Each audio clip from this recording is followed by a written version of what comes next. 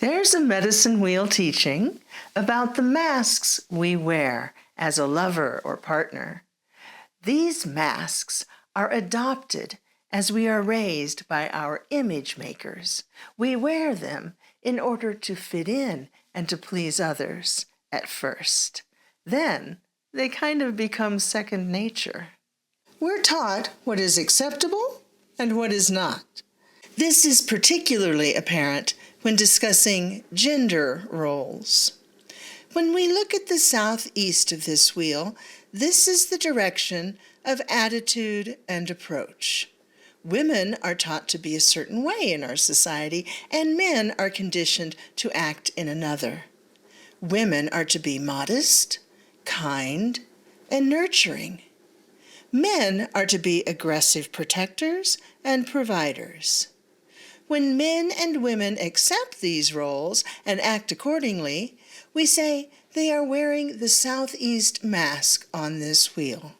This is just one example. This wheel is very closely tied to the medicine wheel that teaches us about parenting styles. Just as our society teaches us acceptable ways to behave in sexual relationships, it also teaches us ways to parent our children. Just because our society says it's admirable to act in a certain way doesn't necessarily mean it's true. It's important to keep this in mind. Sometimes our image makers coerce us into behaving in ways that don't feel natural. They may not bring about positive change in our personal relationships or in our parenting.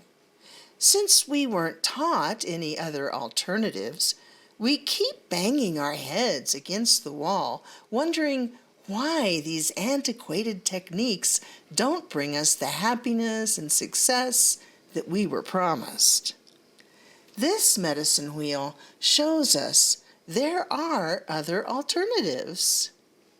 Each of us has a unique personality with an unprecedented history. What works for one person is never going to work for everyone. When you add another equally unique personality to the mix, there will never be simple instructions applicable to all. And this goes for all relationships. That's why the elders gave us these medicine wheels, so that we can see the basic blueprints and gain an understanding of what it means to be a mixture of several different personalities or masks. It may seem strange to you to view our romantic relationships on a similar plane as the ones with our children, but keep in mind, this is about relationships, not physical encounters. This is about getting along, lifting one another up, and helping each other to become better human beings. Marriage is a partnership. So is raising a child. It's a path that involves discovering our true personalities and evolving together. I was taught that we create various bonds with different souls that we encounter in our life. As we go through different lifetimes, we complete our unfinished business with these souls. They'll show up in our life again and again and again until we rectify our karma with them.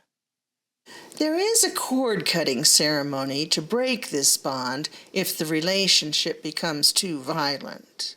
It's done with an eagle's claw, and it's rather involved, but unless the ties are severed, we're destined to keep working on these relationships until we get it right, time after time after time. Sometimes we will be parent and child, sometimes siblings, sometimes husband and wife. Hopefully, we evolve a bit each time.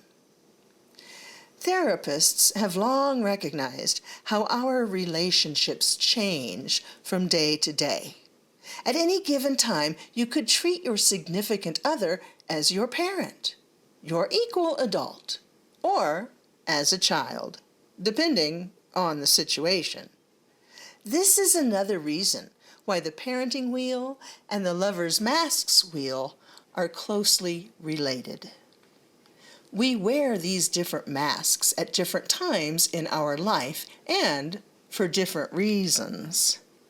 Getting our basic needs met requires being heard in a variety of situations. As we dance around this wheel, you may remember times when you've had to wear one of these masks with a loved one or at work. We all have the ability to choose any one of these masks for our own when necessary.